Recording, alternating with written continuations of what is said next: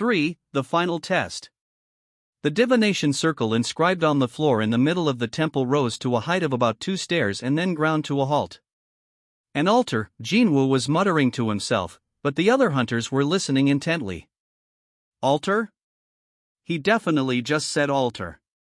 The one who'd saved their lives twice earlier wasn't some high-rank, spiritually awakened being but Jin-Woo, an E-rank hunter whom they usually look down on. If it wasn't for Sung, we would be.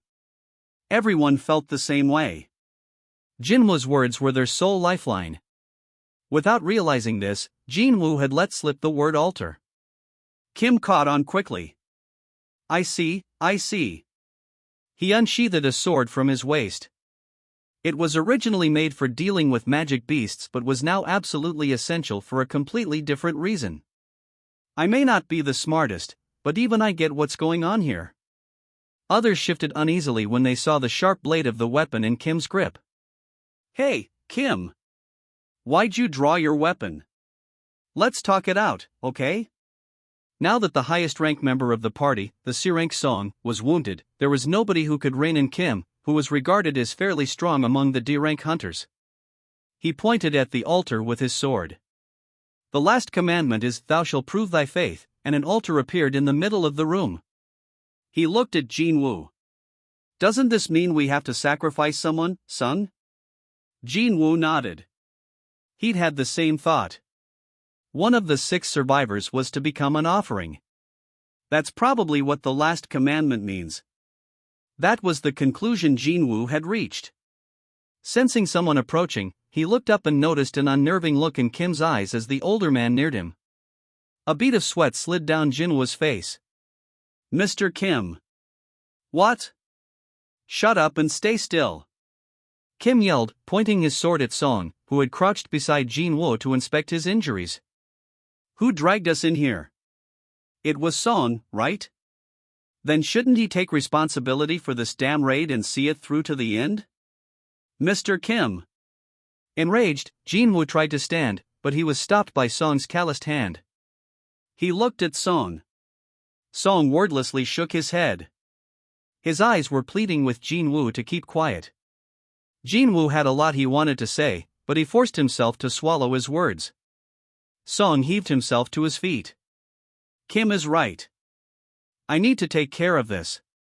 Looks like we're talking the same language now, old man. Kim gestured at the altar with the tip of his sword. If you understand, let's get this over with.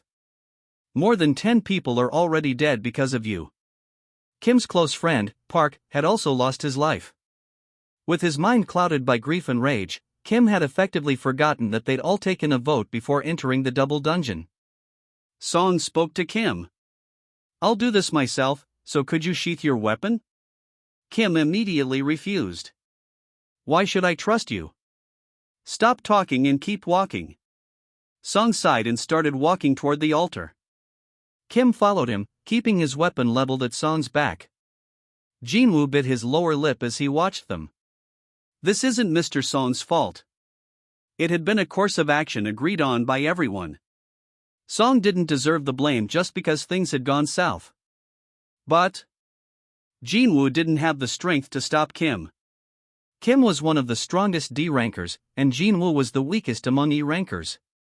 The difference in their power levels was clear. To make things worse, Jin-Woo was also now missing a leg.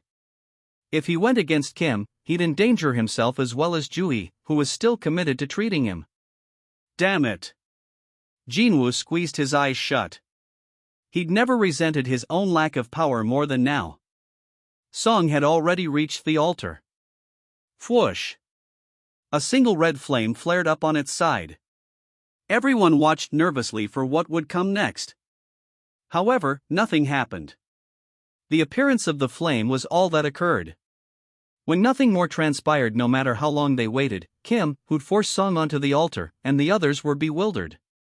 Kim looked back at Jin-Woo. Hey, Sung. Were we wrong? Jin-Woo shook his head. I'm not sure either. They'd thought the 3rd commandment would be fulfilled if they sacrificed someone on the altar. Maybe it's not about offering a sacrifice? This wasn't exactly bad news for them. If this wasn't about a sacrifice, that meant Song didn't have to die. Jin-Woo's face brightened. He tried to stand while sweating profusely from the effort, so two hunters rushed to help him up. "I'd like to take a look at the altar, so could you help me get up there?" "Jin-Woo, your wound is still." Juhi stood with him. She was deathly pale from using too much of her magic. Thanks to her efforts, she'd managed to keep his bleeding and pain to a minimum. "I need to hurry." Between Juhi's condition, Kim's temper, Song's injury, and the other hunter's fear, Jin-Woo was running out of time. He reached the altar with the help of the two hunters. "Let's get on." The two hunters hesitated momentarily, but they put their faith in Jin-Woo and helped him up onto the altar. As they did, 3 more flames came to life. Whoosh! Whoosh! Whoosh! Jin-Woo's eyes flashed. The number of flames and the number of people are the same. Song, Jin-Woo, and 2 supporting him. 4 flames for 4 people. The flames encircled the circumference of the altar. Judging by the distance between these fires, the circle just needs 2 more. It was looking like their remaining companions would have to join them on the altar in order for anything to happen. Jin-Woo asked Song, "Will other hunters come to rescue us if we wait here?" Song shook his head. "It's been a week since the gate first opened. Those things will act before any rescuers can get here. I guess the association ignored the gate for too long, since it's D rank. You know how it is with the association. A gate would completely open after 7 days.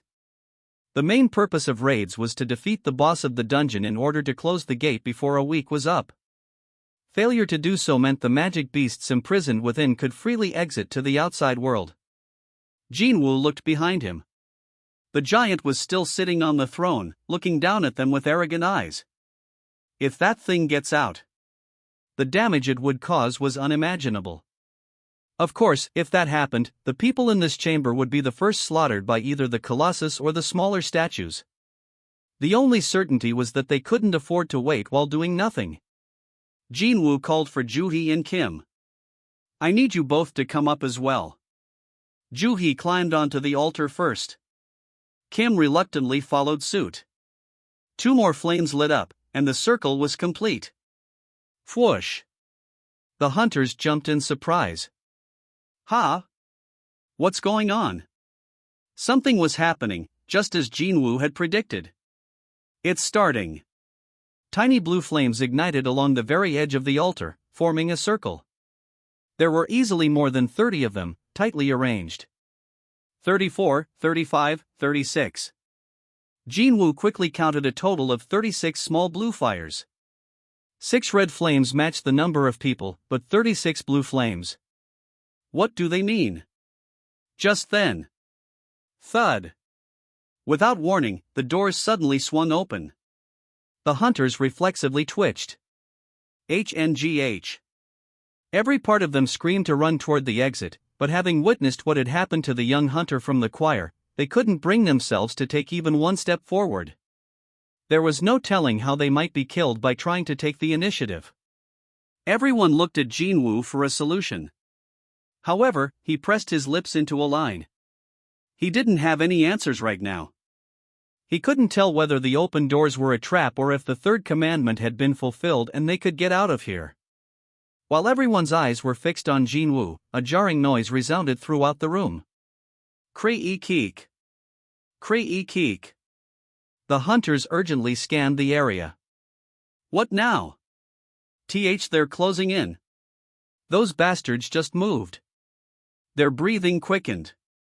The party had thought the stone statues moved only when someone approached, but they were now several steps closer. In an instant, Jin-Woo assessed the situation. No, it's not the stone statues. It's the platforms under them that re-moving. The harsh sound that had hurt their ears was most likely from the platforms scratching the floor as they advanced. Did they stop? Kim wiped the sweat from his forehead. While everyone was distracted by the statues, Jin-Woo looked down to inspect the blue flames. They were extinguishing one by one. 3 were already gone. Kree-keek. Someone yelled, "WH what? Where's that coming from?" Jin-Woo glanced up. The noise had come from the direction he was facing. He realized the statues in front of him seemed to be a little closer than the others. Why is it only the ones in front of me? Was it because he'd stopped paying attention to them? Jin-Woo closed his eyes to confirm. As soon as he did, the noise came again.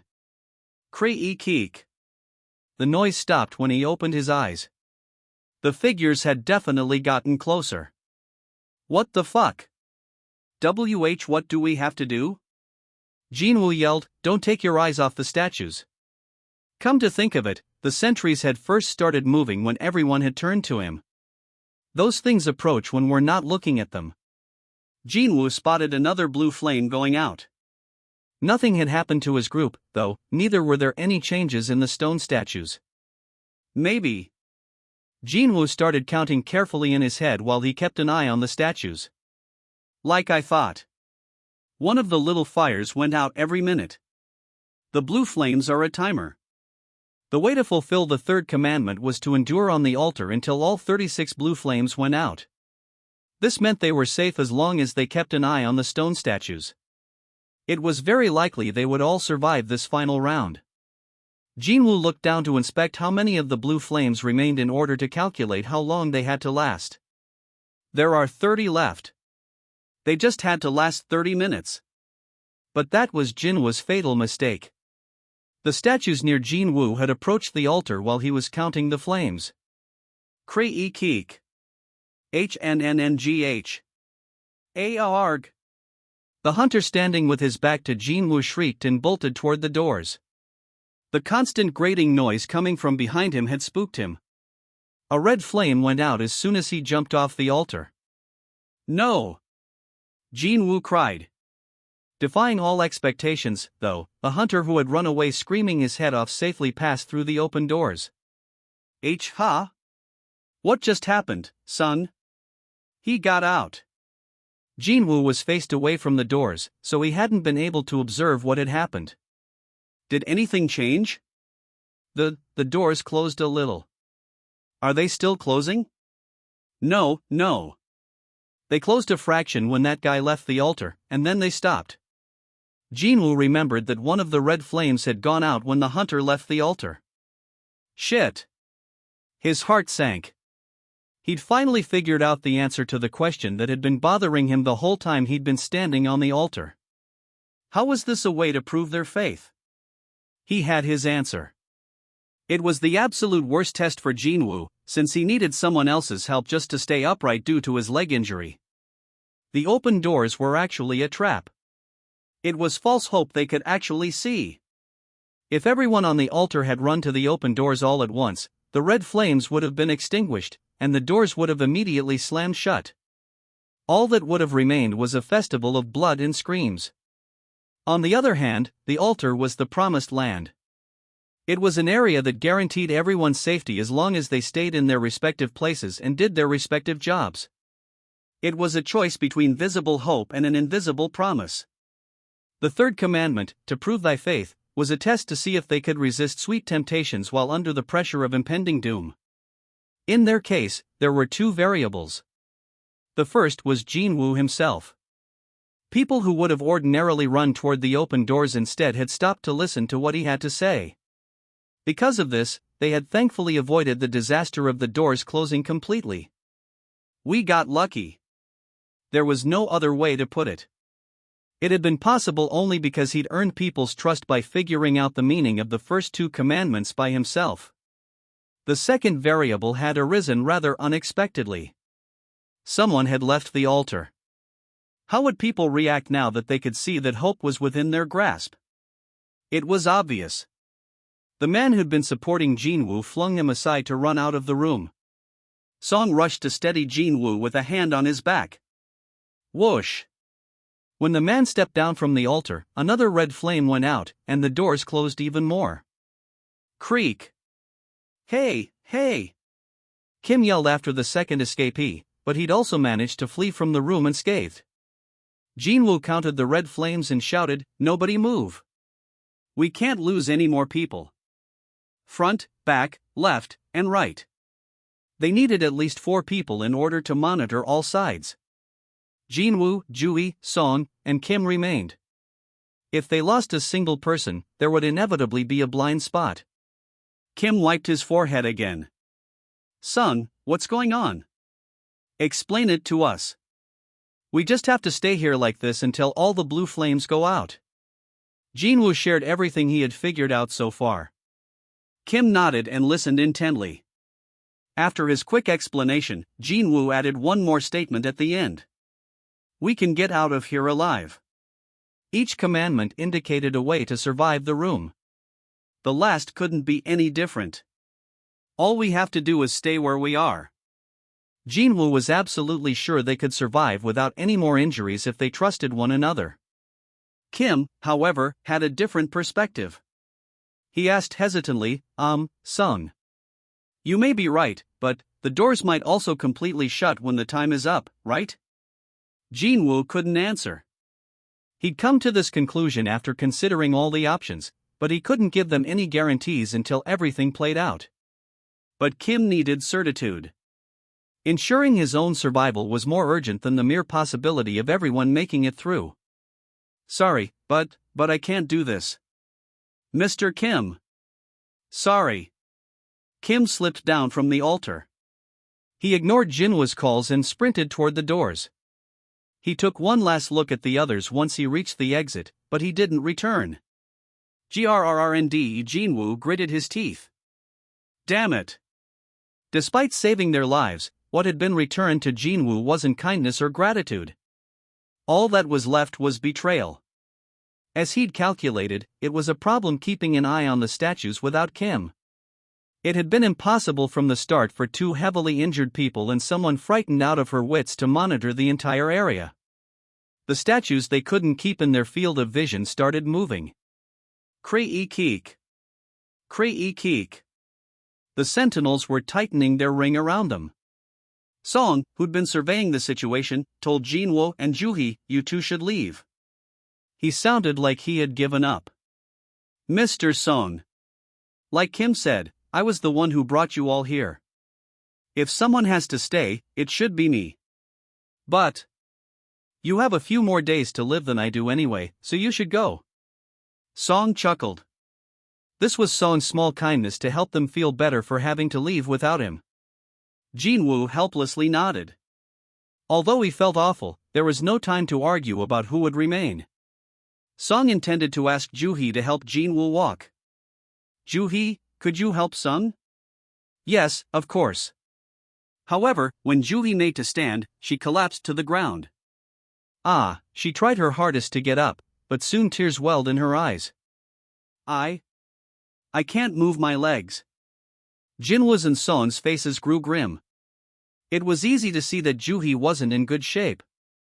Her lips were blue, and her body kept convulsing minutely. This was the aftereffect of using too much of her magic when she was already mentally and physically exhausted. It's because she tried to fix my leg. Jin-Woo was rendered speechless by how sorry he felt. But there was no time for this. Kree-eek. The statues were drawing ever closer toward the altar. Jin-Woo shook off Song's hand and flopped down on the floor. Song's eyes widened. You?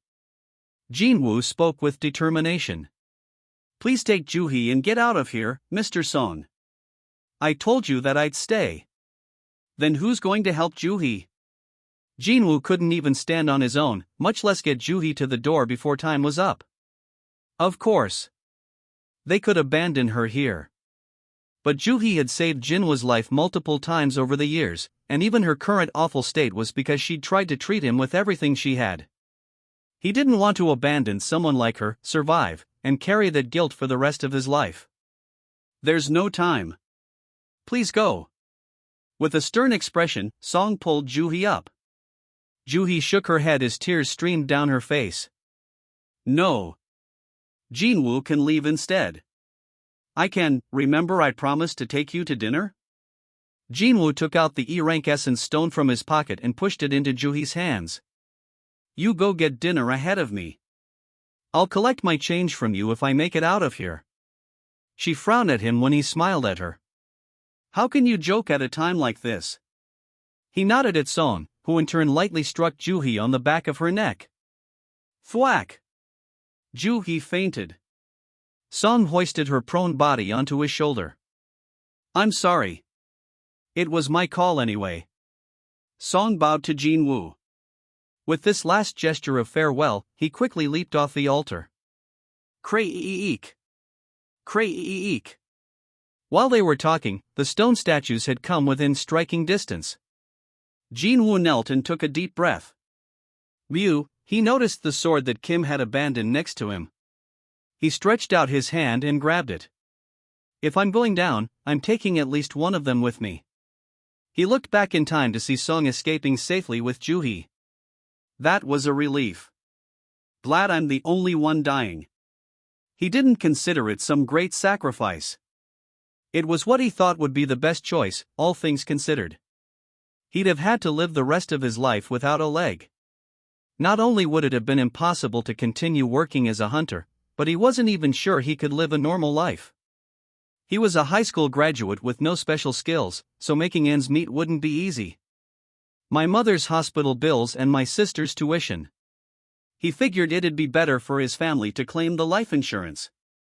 Was it 300 million won or 400 million won in insurance money for the family of a hunter who dies in a raid organized by the association? The money was more than enough compensation for the life of a worthless E-rank hunter. Cray-eek! Cray-eek! Thud! The bastards had finally arrived. The first stone statue to reach the altar took its initial step up. Jin-Woo leveled the sword at it as he watched. Come at me. But the attack came from behind him. Shook! A long spear pierced through Jin-Woo's body from behind. Gak! He coughed out blood. Pain shot through his entire body. Just a little higher, and the beast would have punctured your heart. Juhee's scolding from a few hours earlier echoed in his mind. Arg! His assailant raised the spear until it was vertically positioned. Jin-Woo hung in the air, impaled on the tip. He briefly struggled from the pain, but before long, the statue threw him to the ground. Crash! Ugh! He could hear bones breaking everywhere in his body. The pain caused him to curl into a fetal position. Ah! Ah! The stone statues gathered around the trembling Jin-Woo. They completely surrounded him. He shuddered as he looked up at them. I don't want to die like this. As the fact that he was about to die finally sank in, tears pricked his eyes. He recalled the faces of his family. He thought of Juhee and Song, the ones who had been concerned for him until the very end. I don't want to die. This was not the way he wanted to end his short life of 24 years. Stump! A stone-faced statue with a sword stepped closer to him. It raised the weapon high. Despite the violent tremors racking his body, Jin-Woo defiantly held its gaze. At last, the sword came straight down. Shfuck! If I could get one more, just one more chance. Jin-Woo refused to close his eyes. That was when. Skreek! The sword suddenly stopped on its way down as if someone had hit the pause button on a video. No, it hadn't stopped. It was moving so slowly that it looked like it had. It was descending at a rate of maybe 1 millimeter per minute. The blow was slow, but it was definitely still coming down. What?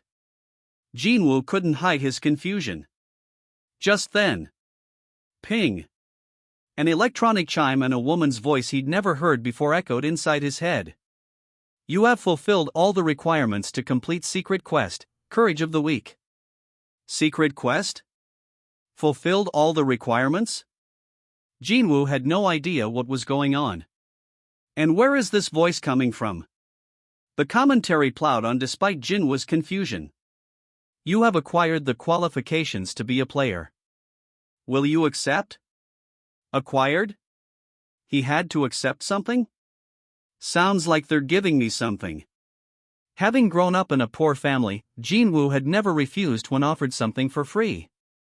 But that was when he was alive. Once he died, what use would free things be to him? As Jin-Woo hesitated, the voice in his head repeated itself, as if it was feeling urgent. Your time is running out. Your heart will stop in 2/100ths of a second if you choose not to accept. Will you accept?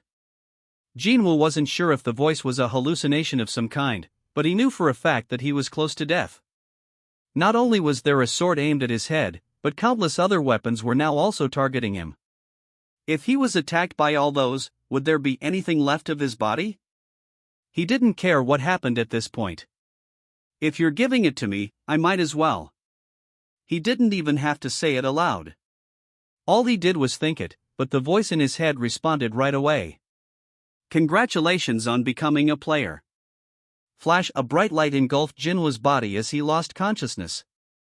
Jinwoo opened his eyes. A white ceiling and the distinct smell of disinfectant greeted him. He was lying on a hard mattress. He knew immediately where he was. The hospital?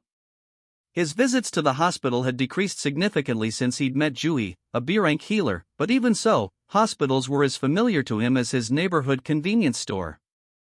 There was even a rumor that Jin-Woo Sung had a designated room at the hospital affiliated with the Hunters Association. He sat up, then put his hand on his chest and felt his heartbeat. His heart was beating normally. I'm alive? Something else also seemed off. His body felt weirdly light. Usually, whenever he woke up in a hospital, Jin-Woo was often dazed and had difficulty moving around. But it was different this time. He felt refreshed, like after a good night's sleep at home. What happened? Considering the situation right before he'd lost consciousness, this didn't make any sense. The sword had been coming down at him. Even if by chance it had missed him, he'd been completely surrounded by some fearsome foes. An A-rank or even an S-rank strike squad arriving on the scene would have been no match for them.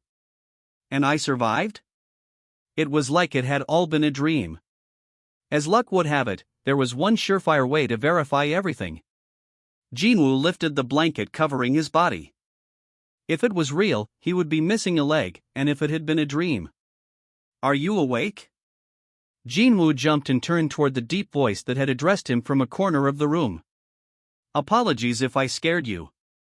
We couldn't wait any longer, you see. Two men in black suits approached the bed. Jinwoo blinked at them. Who are you? He didn't recognize them at all. The one with a short military haircut handed Jinwoo a business card.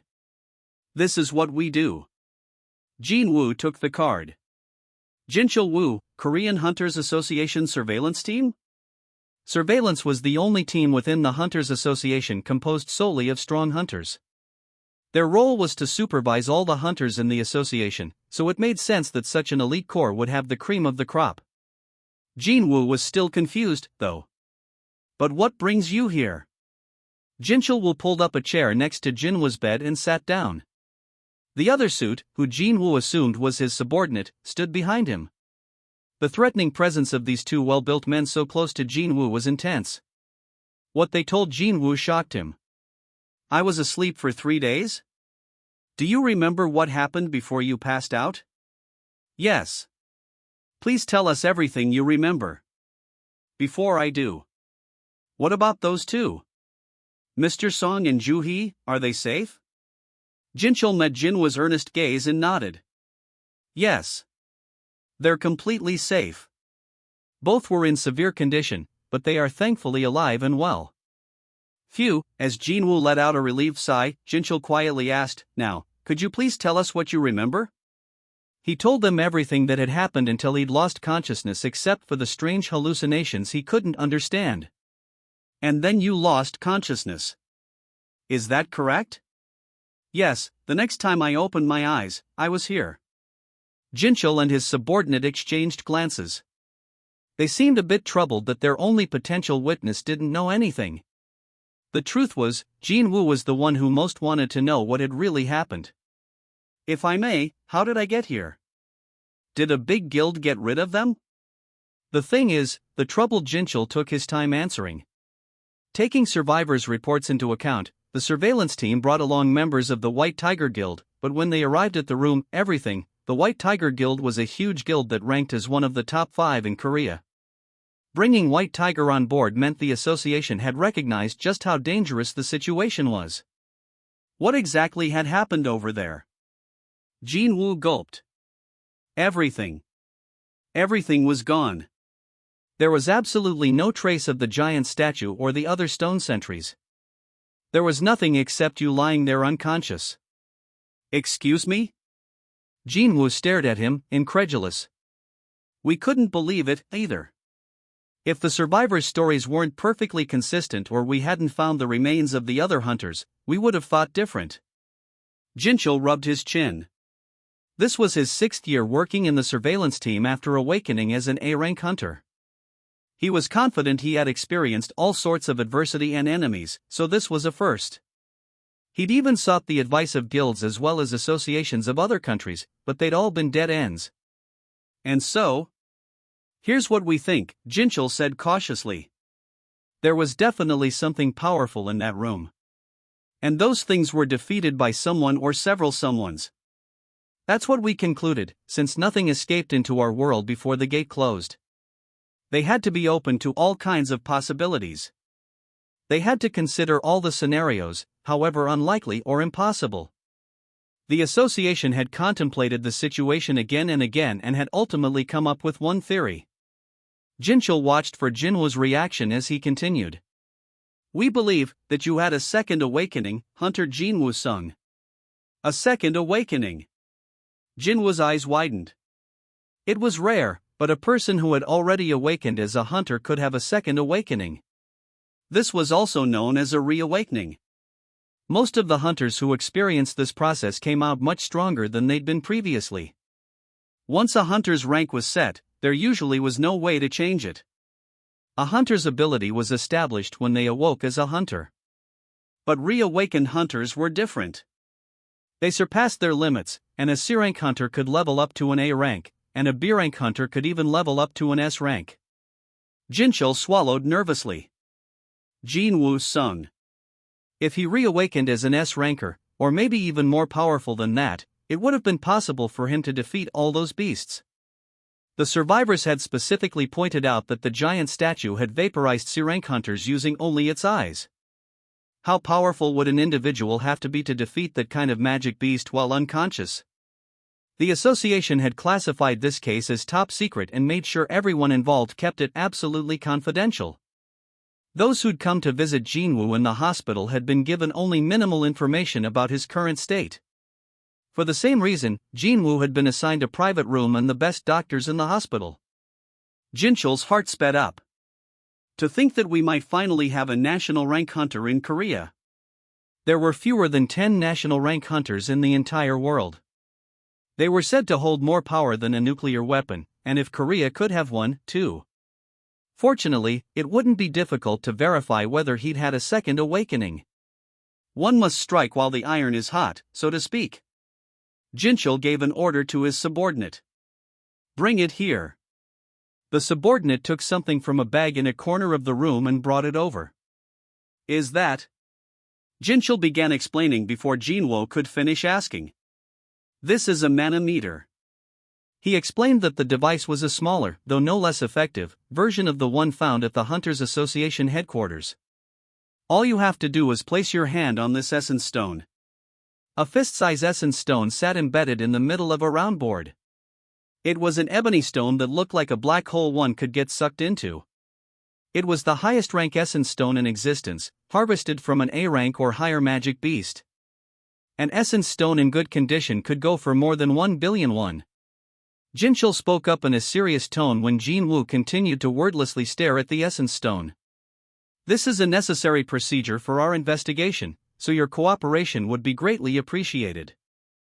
Jinwoo nodded. If this really was the reawakening he'd often dreamed of, his life would take a complete 180. They were offering to verify it at no cost, so he had no reason to refuse. He placed his hand on the essence stone, and it started to emit a faint glow. Both Jinchul and his subordinate were sweating in anticipation. FSHHHHH. The light surrounding the stone faded. Jinchul hurriedly took off his sunglasses and checked the result. He blinked in disbelief. That can't be. He double-checked the number, but it remained the same. What? How could someone with a hunter's license have only mana? When one took into consideration that E-rank hunters averaged between 70 and 100 mana, Jin-Woo's mana level was closer to a regular civilian's. However, so is it a reawakening? What's my new rank looking like? Jin-Woo's palms were sweating. The result must have been extraordinary if the two surveillance agents were reacting this way. Jinchul nodded after comparing Jin-Woo's current result with his previous data. The result from his initial test was 12. Now, 4 years later, the result is 10. Even though it went down by 2, that's within the margin of error. The mana meter wasn't broken. Jinwoo's mana was simply unbelievably low. Frankly, it was a miracle he'd survived until now. There must have been a misunderstanding. I apologize. Jinchul decided staying any longer would be a waste of time and quickly stood up. Let's go. Yes, sir. They quickly packed their bags. Could you please tell me? Jinchul turned slightly and merely responded, "Thank you for your cooperation. If you remember anything else, please contact us." The two men in black rushed out of the room like they had somewhere else they urgently needed to be. The space felt empty without them. Jinwoo rubbed the back of his neck. Guess I shouldn't have gotten my hopes up. If he really thought about it, he didn't feel any different, other than that strange sense of refreshment. Plus, it would have been impossible to defeat all those things by himself even if he had experienced a second awakening. Maybe if it was the S-rank hunter Jonghyun Choi or Gun Ego, who's considered an S-rank among S-ranks, they could have taken them on by themselves. Since he'd never seen either of them fight against magic beasts, his speculation was pointless. Not much was known about S-rank hunters. They were like gods among men. Lost in thought, he shifted his gaze up to the ceiling. Ha! As soon as he did, he saw letters floating in the air. You have unread messages. Jinwoo tried closing and then opening his eyes again. You have unread messages. The letters were still floating in midair, unchanged. Jinwoo shook his head hard to clear it and tried rubbing his eyes, but still nothing changed. He placed his hand on his pounding forehead and craned his neck down. A few days ago, I was hearing things, and now I'm hallucinating. Maybe there really was something wrong with his brain? There's a thing called post-traumatic stress disorder, or PTSD. It's a disorder prevalent in people who endured severe traumas or major accidents. Hearing things and having hallucinations after losing most of your colleagues and surviving a near-death experience wasn't so strange. But some things couldn't be so easily explained. His gaze went to his leg. My leg is fine. His leg, which had definitely been severed by a stone statue's shield, was there. The underground temple of the double dungeon, the voice he'd suddenly heard, his completely healed leg, and now the message floating in front of him. So many unexplainable things were happening at once. Maybe it was possible all those things weren't separate incidents but were, instead, connected. Having reached a possible conclusion, he felt his headache abate slightly. Fine. Jinwoo raised his eyes.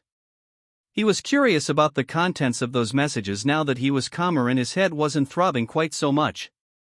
The messages might contain hints that explain some of the mysterious happenings. Jinwoo extended his hand to the letters. His fingers passed through them. It's not touch-activated? It seemed Jinwoo was a little too used to smartphones. He couldn't think of any way to open messages other than via a touchscreen. As he pondered how to check the messages, he recalled what had happened right before he lost consciousness. Oh, right. The communication between himself and the strange voice had been conversational. Will it work if I think it in my head, or do I have to say it out loud? Jinwoo ended up deciding to try speaking every possible command word. Check. Message. Check message. Read message. Look. I want to look. Let's take a look. Show me. Just then. What is it you want to look at so badly? Feeling like he was being watched, Jinwoo turned to find his sister, clad in her high school uniform, peeking back at him from behind the half-ajar door. Jinwoo didn't know what to say. He'd been caught begging someone to show him something while staring up at the ceiling. He didn't really have any explanation for his behavior. You sure you didn't hit your head? Jin-Woo shook his head at his sister's question, posed from a distance.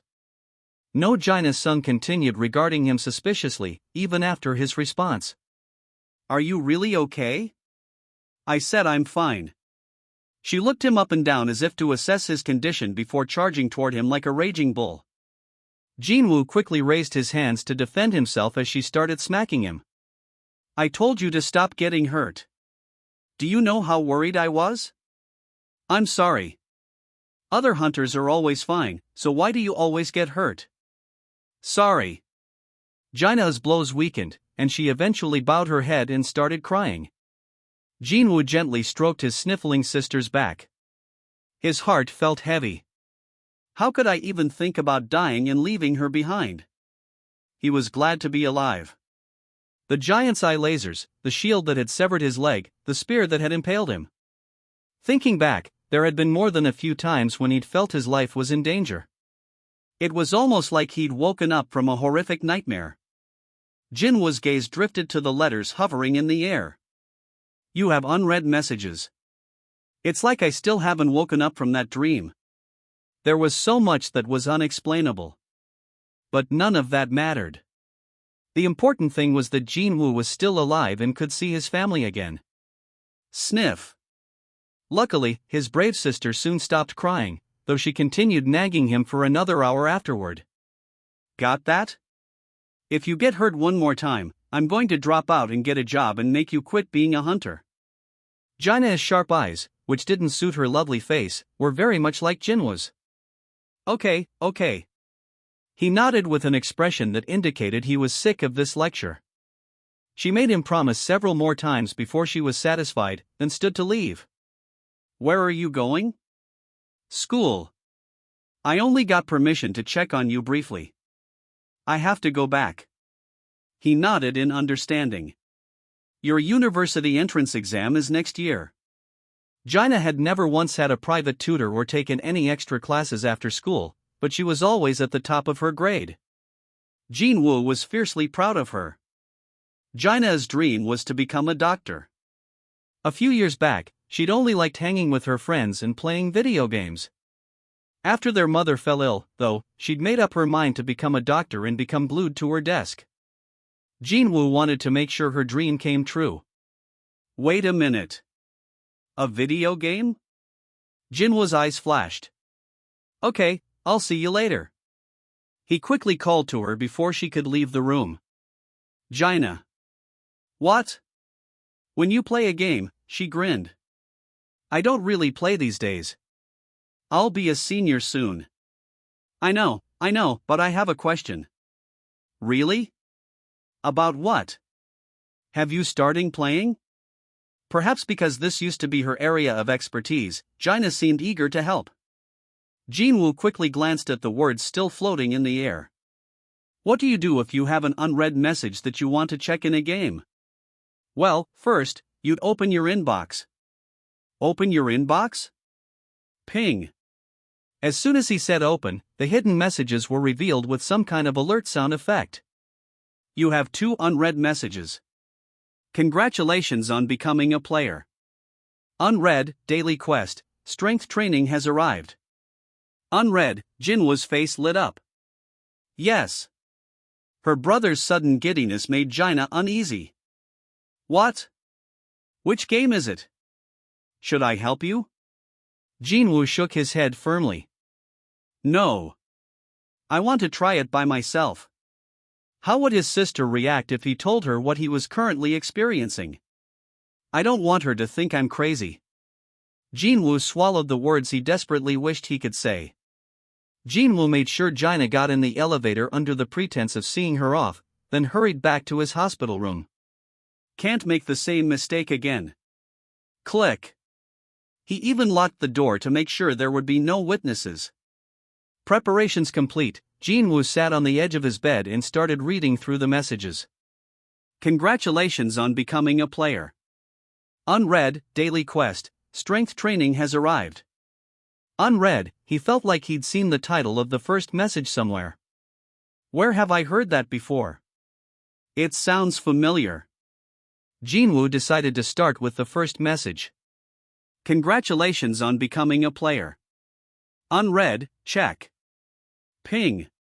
This system is designed to assist the development of the player. Failure to comply with the system may result in a penalty. The rewards have been delivered. Ah. He belatedly remembered where he'd heard those words. That had been the last thing the voice had said to him before he'd passed out. It mentioned a player or something back then, too. He hadn't understood what that meant then, and he didn't fully understand it now. System, development, penalty, rewards. They were just a bunch of vague terms to him. How the heck is it going to help me develop, and what kinds of rewards are they planning to give me?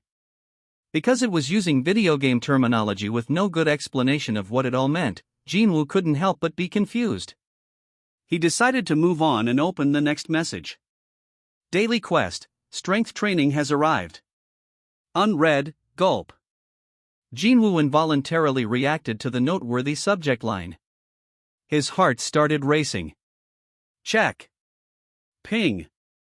Daily quest, strength training, push-ups 100 times, incomplete, 0/100, sit-ups 100 times, incomplete, 0/100, squats 100 times, incomplete, 0/100, running 10 kilometers, incomplete, 0 out of 100, warning, failure to complete the daily quest will result in an appropriate penalty. After reading the message, Jin-Woo laughed in spite of himself. Ha ha. Seriously? It was a big letdown, to say the least. Despite having such a grandiose subject line like strength training, the daily quest message had merely been an endurance training exercise regimen. Jin-Woo couldn't argue that he'd definitely be in slightly better shape if he completed it. Were those the development and rewards mentioned? Now that I think about it. He'd once read in a book that those going through an inner conflict should lend an ear to their inner voices. Guess I'm just seeing what I want to see. How badly did he want to get stronger that his mind was conjuring these unbelievable delusions? He let out a bitter laugh. If I could have become a stronger hunter with this kind of thing, why would I have endured all those hardships? He shook his head. He thought himself pathetic for trying to search for answers to his doubts in a message that might be a hallucination. Whatever. Jin-Woo sprawled out on his bed and wordlessly stared at the ceiling. Time flew even though he wasn't doing anything. He started feeling the weight of the silence filling the hospital room. He abruptly sat up. What if? What if something really would happen? Half full of anticipation and half doubtful, Jin-Woo's mind filled with the thought of trying it out. I have nothing to lose anyway. If he considered it some light exercise, there was no reason not to do it, right? He finally made a call. He'd do it. Jin-Woo got out of bed and, after a light warm-up, gripped the bed frame and started slowly doing push-ups. 1, 2, 3, his count increased quickly. 97, 98, 99, 100. He finished 100 push-ups, but to his disappointment, nothing changed. Nothing except that his arms were now a little bit sore. What did I just do? He snorted and straightened up. Congratulations on becoming a player. Read, daily quest, strength training has arrived. Read, the status of the messages had changed from unread to read. There were no more unread messages, and he wasn't in the mood to play along with the delusions any longer. That was enough of that. Jin-Woo closed the message screen without hesitation. He yawned hard and climbed back into bed. Perhaps it was because this was the most active he'd been in a while, but he was getting drowsy. The sky outside the window was being painted in the colors of a sunset. It's already this late? The two agents from the surveillance team had told him the association was going to foot his hospital bills. Jin-Woo planned to use the opportunity to get a full checkup and leave only after receiving a clean bill of health from the doctors. These were Jin-Woo's thoughts as he lay in bed. The hallucinations and visions should go away in due time. His eyes gradually slid shut. Jin-Woo fell into a deep sleep. Tick-tock, tick-tock. The clock on the wall diligently moved its hands as Jin-Woo slept. They went round and round and round, and eventually, the clock read 11 hours 59 minutes and 57 seconds. Tick, tick, tick. 58 seconds, 59 seconds, 60 seconds. The hands of the clock stopped at exactly 12 o'clock. Ping. You have not completed the daily quest. You will be transferred to the penalty zone for the allotted time. Rumble. Jin-Woo woke from the strong vibrations rocking his whole body. The earthquake? He bolted upright and grabbed on to the end of the bed. The earthquake was so powerful, it was hard to keep his balance. Rumble. The tremors grew stronger as time passed. And then. FWSSSHHH. The metal bed frame he was clinging to suddenly broke. No, it didn't break, it disappeared. Jin-Woo hastily inspected what was in his hands. Instead of the metal of the bed frame, all that remained in his fist was sand. Sand? FWSSSHHH. The other half of the bed frame crumbled into sand as well. The earthquake got even stronger. Or rumble. Arg. Jin-Woo eventually tumbled off the bed. He screamed as he was flung around the hospital room. One by one, all the furniture transformed into sand. Ah! Wham! Jin-Woo was thrown in a random direction and ended up buried. He felt something smooth. It turned out to be very fine sand. Meanwhile, the earthquake stopped. Black. Ugh. He lifted his head urgently while spitting sediment out of his mouth. Before him was an endless landscape of sand. Jin-Woo frowned as he got to his feet, grains trickling off him out of the crevices of his clothes. He regarded his surroundings while brushing off his chest. All he could see was sand. A desert. It didn't make sense. He could have sworn that, just a few moments ago, he'd been sleeping on a bed in a large hospital located in the middle of Seoul. But he'd opened his eyes to a horizon of desert? Jin-Woo took a fistful of sand and let it trickle out of his hand. It fell straight down. No wind at all. The wind wasn't all that was missing.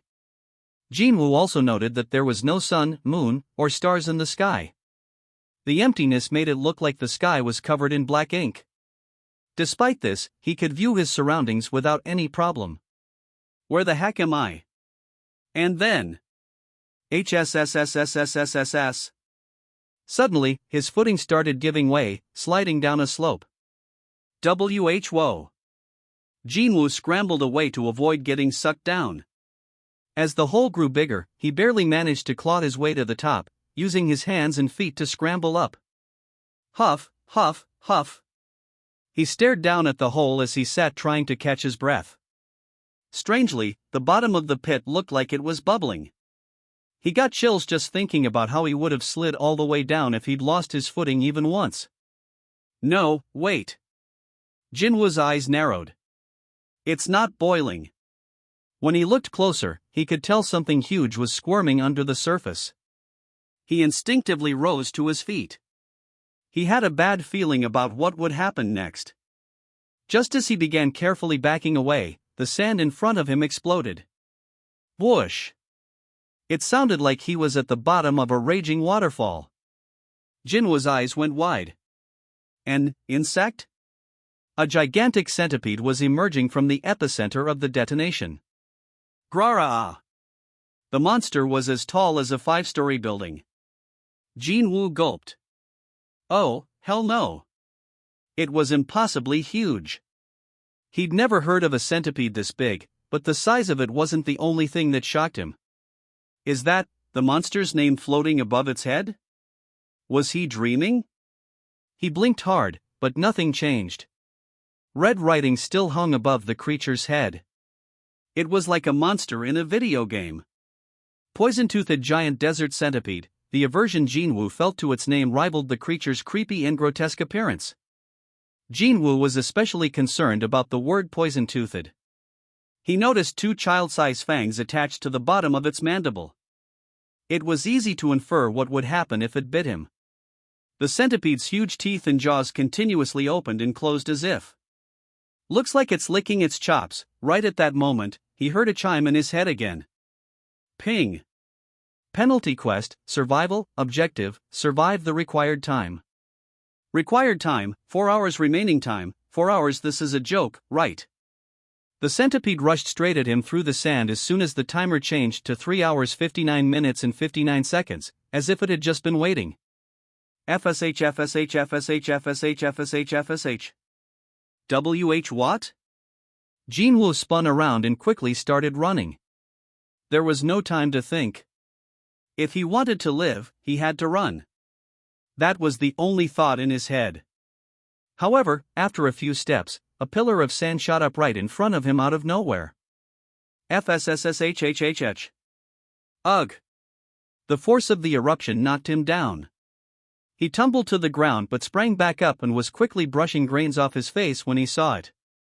Not one, not two, but FSSSHHHHH.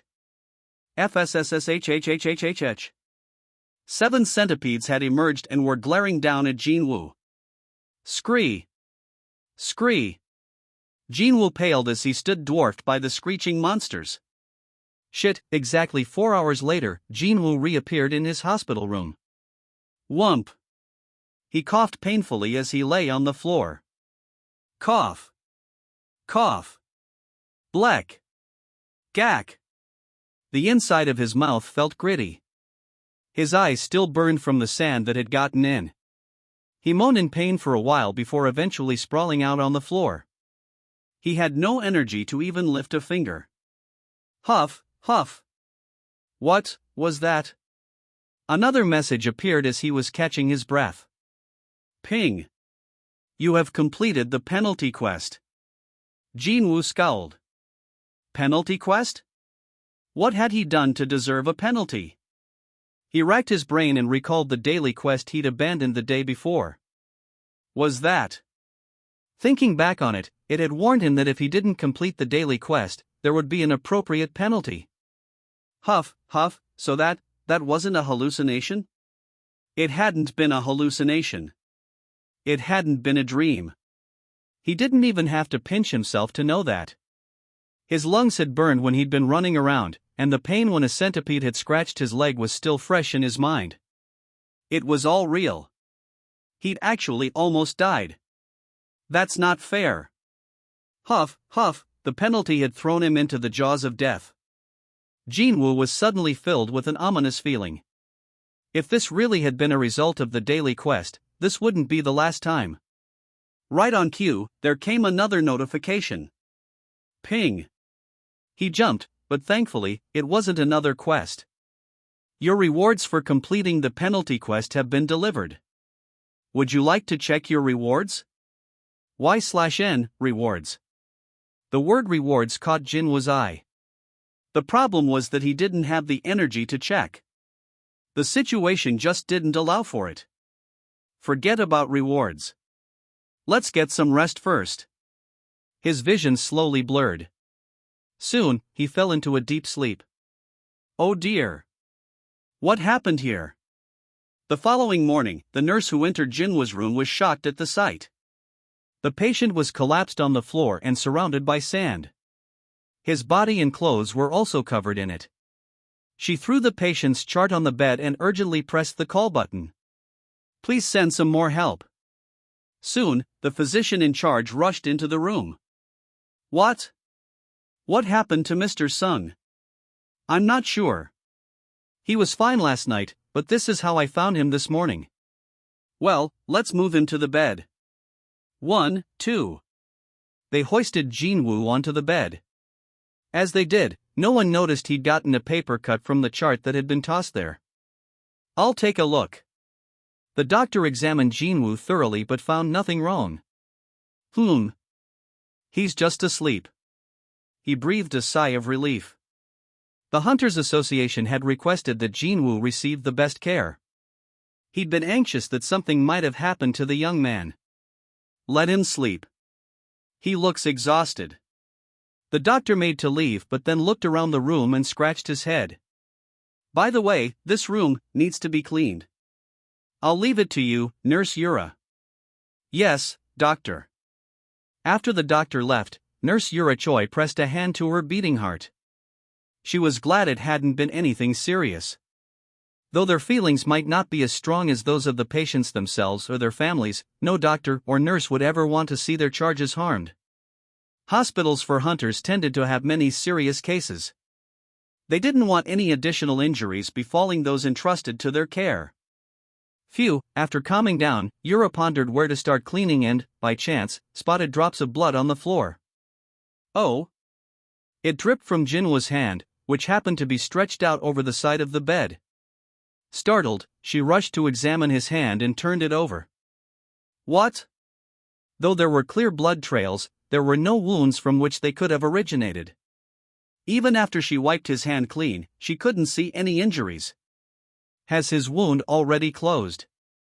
Yura nervously inspected her patient's face.